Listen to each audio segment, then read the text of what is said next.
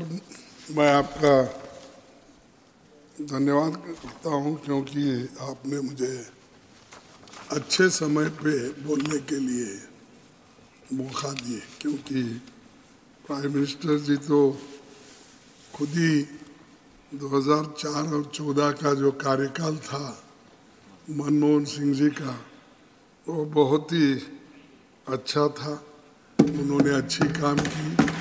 इसकी जो सालाना या उसकी जो तारीफ की, उसीलिए मैं आपको धन्यवाद देता हूँ। ऐसी ही चलती रहे, जो अच्छे काम होते उसकी तारीफ करो, जो कमियां होती हैं वो गिनते जाओ। सर, एक सच बात है कि मनमोहन सिंह जी के ज़माने में, चाहे वो प्राइम मिनिस्टर हो, चाहे वो फाइनेंस मिनिस्टर हो, बहुत अच्छे काम करके देश को एक पटरी पे उन्होंने लाई और प्रगति जो चल रही है वहाँ से ही ये शुरू हुई है। सर, ये अपर हाउस एक परमानेंट हाउस है। समाज के विभिन्न क्षेत्रों में प्रतिनिधि यहाँ आते हैं। परिवर्तन और कंटिन्यूटी जारी रहती है। हमारा हाउस कभी डिसॉल्व नहीं होता।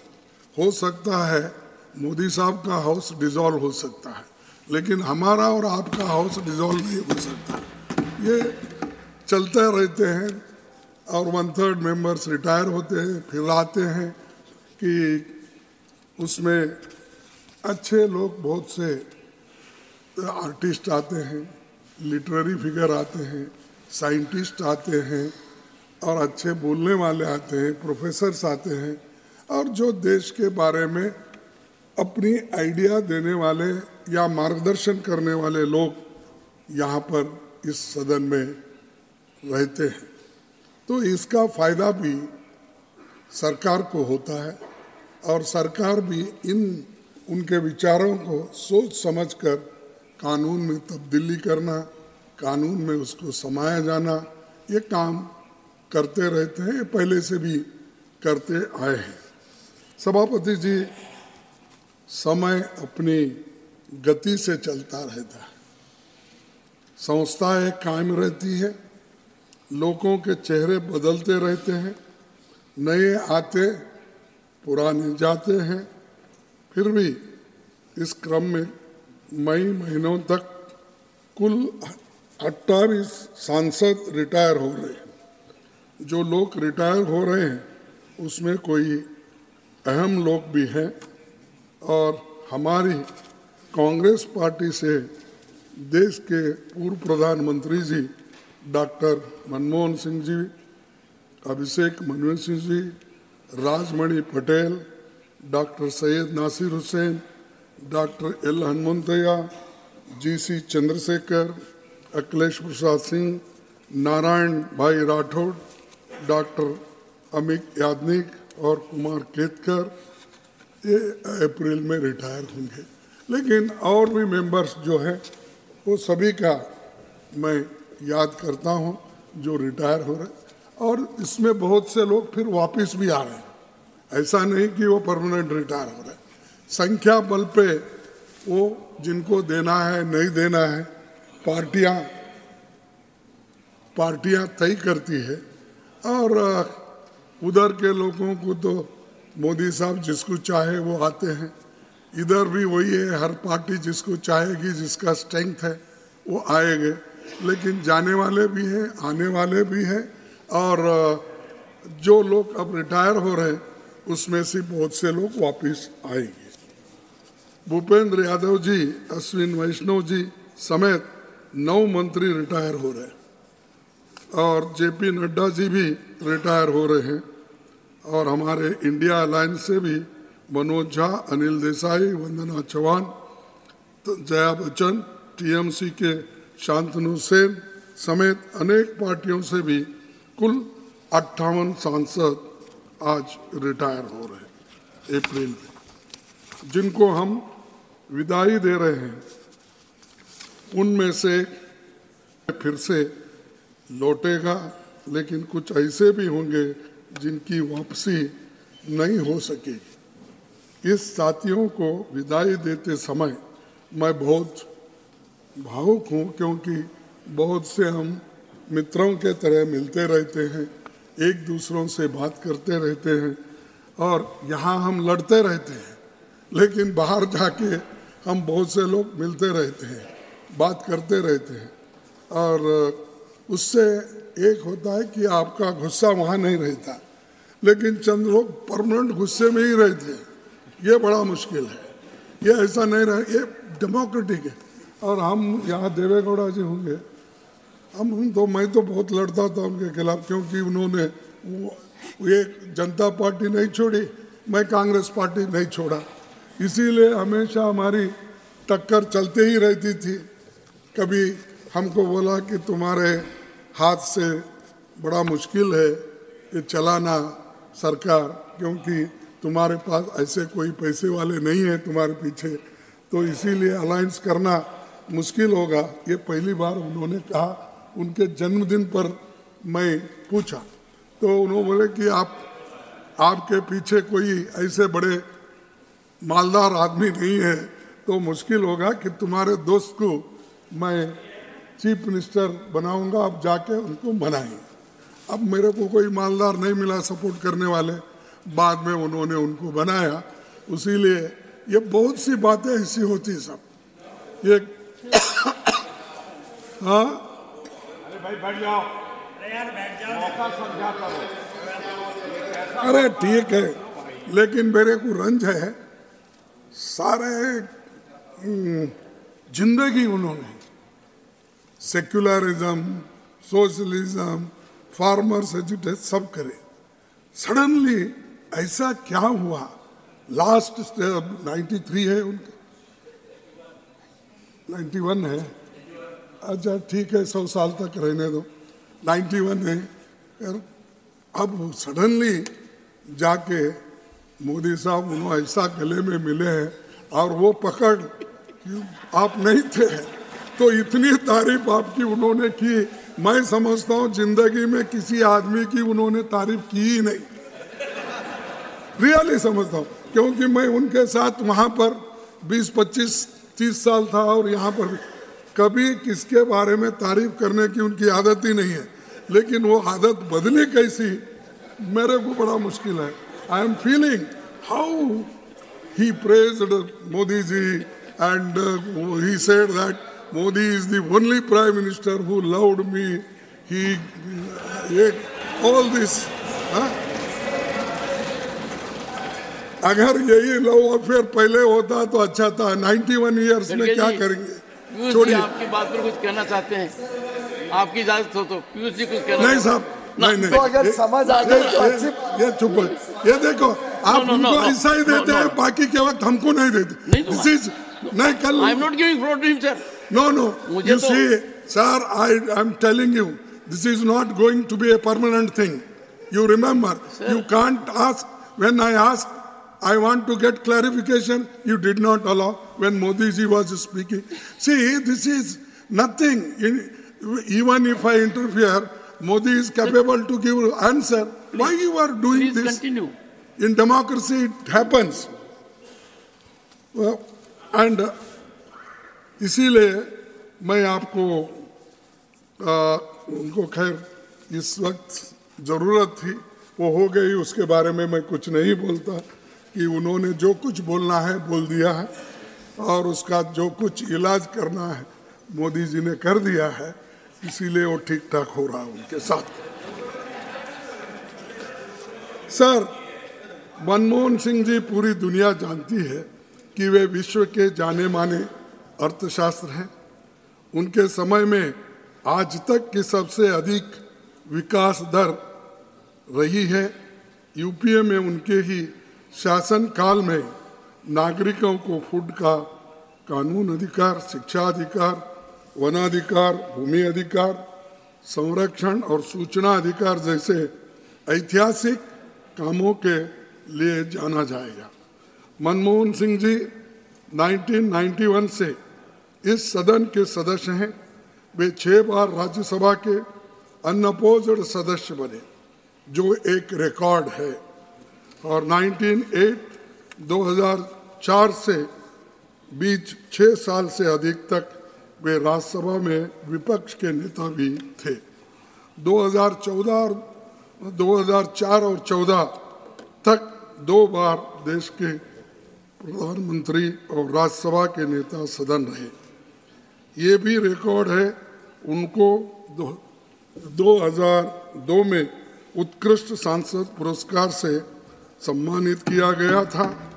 एक प्रेरक व्यक्तित्व में उन्होंने इस सदन पर जो छाप छोड़ी है वो हमेशा याद रखी जाएगी और इसकी खूब तारीफ भी हमारे माननीय प्रधानमंत्री जी ने किए, इसीलिए मैं उनको धन्यवाद भी दिया। अब डॉक्टर मनमोहन सिंह जी के बारे में एक शेर कहूँगा, आप सुनिए। आपकी सोच को आवाज हम देंगे, आपकी सोच को आवाज हम देंगे, आपके ख्वाब को आगाज हम देंगे, आपके ख्वाब को आगाज हम देंगे। आपके जाने पर इतना भरोसा दिलाते हैं, आपके जाने पर इतना भरोसा दिलाते हैं, आपके इरादों को परवाज हम देंगे। तो ये है। और सभापति जी, राज्यसभा काउंसिल ऑफ स्टेट्स ही नहीं है, एक काउंसिल ऑफ आइडियाज भी है। एक से एक बड़ी हस्तियों ने इसे रोशन किया है, ज्ञान और योग्यता से अपनी छाप छोड़ी है। जाहिर है कि कई साथी वापस यहाँ फिर लौटेंगे, कुछ लोकसभा में आएंगे और जो नहीं आएंगे वे सभी समाज में अपना सार्थक योगदान देंगे। राजनेता पब्लिक लाइफ में रिटायर नहीं होते। लोकतंत्र को राजनेताओं ने जीवंत बना रखा है। राजनीति का मतलब केवल एमपी, एमएलए बनना ही नहीं होता। यहाँ लोग सिद्धांतों और विचारों की ताकत के साथ आते हैं और पूरा जीवन लगा देते हैं। आप सांसद, विधायक होते हैं तो जनता काम अधिक लेते हैं, हाउस में नहीं होते तो भी जनता का काम अपने स्तर पर वो करते रहते हैं। सर, और एक दिक्कत क्या है, ये रिटायर जब होते हैं राज्यसभा या लोकसभा के लोग, उनको इतनी दिक्कत होती है। कभी कभी गरीब लोग भी आते हैं, कभी पढ़े लिखे लोग भी आते हैं। उनको उनके रिटायर जब होते हैं तब उनको देखने वाला कोई नहीं रहता। इवन अगर बीमार गिरे तो जो उनको जो पेंशन मिलेगा या उनको जो मदद मिलेगी ये हेल्थ केयर के लिए, तो वो भी कठिन है। लेकिन लोग तो ये बोलते हैं, सबको बोलते हैं, उसमें अच्छे बुरे कोई फर्क नहीं करते लोग। अरे उसको क्या कम है, वो तो राज्यसभा मेंबर 10 साल था, उसको क्या कम है, वो एमपी 3 टर्म था। अरे भाई, ऐसे लोग भी हैं जो अपना पूरा सार्वजनिक जीवन प्रामाणिकता से लोगों की सेवा की है, लेकिन उनके बारे में कोई सोचता ही नहीं। टीका करते हैं सब लोग और ये बोलते हैं इतने साल हो गए, कितना खाया होगा, कितना नहीं किया, क्या नहीं, क्यों देना उसको मदद। कभी कभी बच्चे भी दूर हो जाते हैं उनसे, तो इससे उनको इतनी मुश्किल भी है। और हम लोग क्या करते हैं, किसी की मदद करो, सहूलत दो बोले तो वो एमपी है, क्यों सहूलत देना। अरे जो तुम्हारे 1,30,40,000 में उसकी प्रामाणिकता से वो काम कर सकता है।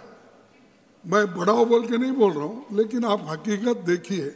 अब हम क्या 53 साल 54 साल से है, मालूम नहीं होता। आप भी है, चीफ मिनिस्टर थे, प्राइम मिनिस्टर थे, मालूम नहीं होता। सब मिलते रहता है सहूलतें, तो आप वो फील। जो गरीब लोग आते हैं, जिनको आप चुनते हैं, हम चुनते हैं, उनकी बड़ी मुसीबत है। खैर, उनके बारे में सोचिए। राज्यसभा के पहले सभापति डॉक्टर एस राधाकृष्णन ने 16 मई 1952 को कहा था, we are for the first time starting under the parliamentary system with a second chamber in the center, and we should try to do everything in our power to justify to the public of this country that a second chamber is essential to prevent hasty legislation. जो hasty legislation हम करते हैं, सबको बाहर डाल के हम जो पास कर लेते हैं और 146 लोगों को बाहर करो और पास कर लो, ये नहीं करना चाहिए। डॉक्टर राधाकृष्णन 1952 में बोले, लेकिन उसका हम कभी इस्तेमाल नहीं करते, कभी उसके बारे में बोलते नहीं। तो ये इसकी ज़रूरी है कि हेस्टी में अगर लेजिस्लेशन पास किए, कभी कभी बाद में उसकी गलतियां हमको मालूम होती, फिर एक अमेंडमेंट लाओ, फिर एक अमेंडमेंट लाओ, और कुछ नहीं होता। आप स्टैंडिंग कमेटी के डिस्कशन में या जॉइंट पार्लियामेंट्री कमेटी कुछ भी बनाओ, क्या होगा कि आपके पास बहुमत है या दूसरे जो भी आएंगे उनको बहुमत रहता है, वो पास कर लेते हैं, लेकिन सोचने का मौका, छानबीन करने का मौका उनको मिलता है। कृपया करके इसको जल्दी नहीं करना चाहिए कौन सा भी कानून पास करने के लिए, और यहाँ पूरा मौका देना चाहिए कि उसके बारे में। संसदीय लोकतंत्र में राज्यसभा के नई ताकत और गरिमा देन हमारे पहले प्रधानमंत्री पंडित जवाहरलाल नेहरू जी का विशेष योगदान रहा है। उनके प्रयासों से राज्यसभा सांसदों को पब्लिक अकाउंट्स कमेटी और कमेटी ऑन पब्लिक अंडरटेकिंग जैसी फिनेंशियल समिति सदस्यता मिली, यानी ये पहले नहीं था। तो अपना कामकाज का छानबीन करने के लिए public accounts committee and public undertaking committees ये रहे है, लेकिन आज वो कुछ भी लिखते हैं, करते हैं, तो आजकल तो कुछ भी नहीं हो रहा। पिछले ज़माने में तो छोटी छोटी बातों को लेकर अपोजिशन हंगामा मचा के सरकार को बदनाम करने की तो कोशिश करते थे। सर 1953 में बजट सत्र के दौरान पंडित नेहरू जी ने कहा था, लोकसभा और राज्यसभा मिलकर भारत की संसद बनाते हैं। हमारे संविधान के अनुसार दोनों सदनों की अथॉरिटी के बीच मनी बिल्स को छोड़कर कोई अंतर नहीं है। यहाँ तो बहुत से बिल को तो मनी बिल भी है तो उसको निकाल देते हैं। तो इसीलिए ये हम हमेशा याद रखना चाहिए कि बिल को यानी मनी बिल को कन्वर्ट करके वहाँ ले जाना और यहाँ डिस्कशन के लिए उसको समय नहीं देना, ये ठीक नहीं होता। उसके बारे में भी आपको सोचना है। ये सदन के एक से एक बेहतरीन प्रतिभाएं दी। हमारे 6 सभापति doctor A Radhakrishnan, Zakir Hussain, V V Giri, Venkataraman, Shankar Dayal Sharma, K R. Narayanan ये भारत के राष्ट्रपति बने। अब आगे आपकी बारी है, वो कब आएगी क्या नहीं मुझे मालूम नहीं। यहाँ नेता सदन रहे प्रणब मुखर्जी जी इस सदन में उपसभापति रहे, प्रतिभा देवी सिंह पाटिल राष्ट्रपति बने। लेकिन मैं तकलीफ के साथ ये बात रख रहा हूँ कि हाउस में बैठकें कम होने से बिलों पर ढंग से चर्चा नहीं होती है और जल्दबाजी में हम पासी मुद्दों और गरीबों के सवालों को रखने का मौका कम मिलता है। हमारे सदस्य को बोलने के लिए सही समय भी नहीं मिलता। सभापति जी, इस सदन में इस बात पर कई बार गहन चर्चा हुई है कि केवल आकार में भारत का सबसे बड़ा लोकतंत्र होना नाकाफी है। लोकतंत्र के लिए गुणवत्ता में और भी सर्वश्रेष्ठ होना चाहिए। ये तभी संभव है जब वाद विवाद, चर्चा परस्पर विमर्श और अन्य गतिविधियों के जारी रहे। हम सब जानते हैं कि उच्च सदन के गठन की पृष्ठभूमि पर संविधान सभा में काफी बहसें हुई। उस दौरान सेकेंड चेंबर बनाने के पीछे 2 उद्देश्य बताए गए। उसमें हम कितना सफल रहे ये हमें खुद सोचना चाहिए। बाबा साहब का कहना था कि हर मनुष्य का अपनी निजी दर्शन ही वो मापदंड है। हर मनुष्य का अपना निजी दर्शन ही वो मापदंड है जिसमें कोई स्वयं को परख सकता है। तो सभापति जी, जो साथी रिटायर हो रहे हैं उनके मन में भी कुछ टीस होगी, कुछ सवाल होंगे, कुछ सुझाव हो, इस सदन को देना चाहिए। इस सदन के कामकाज को और गरिमा में बनाने में उनके विचारों का योगदान हो सकता है। और आखिरी में एक बात बोल के मैं अपने शब्दों को समाप्त करता हूँ। दस्तूर है जमाने का, दस्तूर है जमाने का ये पुराना, लगा रहता है यहाँ आना और जाना। दस्तूर है जमाने का ये पुराना, लगा रहता है यहाँ आना और जाना। रहो जहाँ अपनी छाप ऐसे छोड़ जाना, रहो जहाँ अपनी छाप रहो जहाँ अपनी छाप ऐसे छोड़ जाना, हर कोई गुनगुनाता रहे आपका ही तराना।